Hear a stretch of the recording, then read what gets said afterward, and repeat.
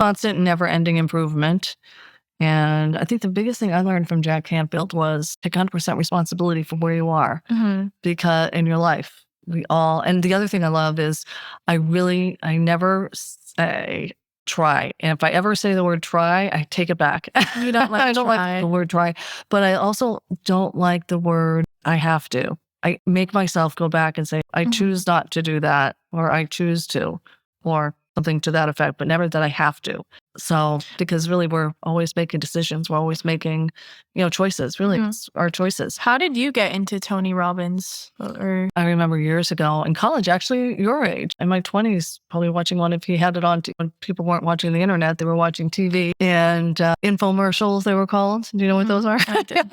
And I just remember seeing that and then just always reading. And I think some of the books that were ones that he had recommended or he had read, psycho-cybernetics, all these different things. So I'd always been kind of amazed. My dad had books and motivational books and things like that. And I thought that was pretty interesting. And then I started getting more involved in the coaching. So I did the Tony Robbins coaching. This is going back probably 30 years ago. And then got back into it probably in 2016.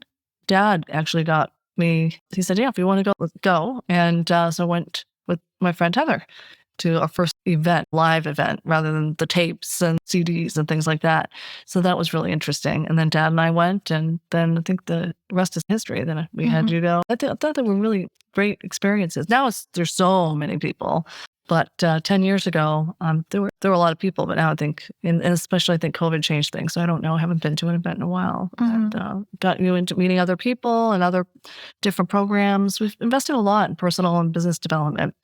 Dad has, and I have individually. And I'm glad that we were able to have you learn about that thing. I think it should be in all. Don't you think it would be interesting to have it be in a high school level to learn all that? I think there's leadership classes, and I think there's public speaking and those type of classes that are in curriculum, but I think it just depends on where you go and the requirements. I think they're trying to do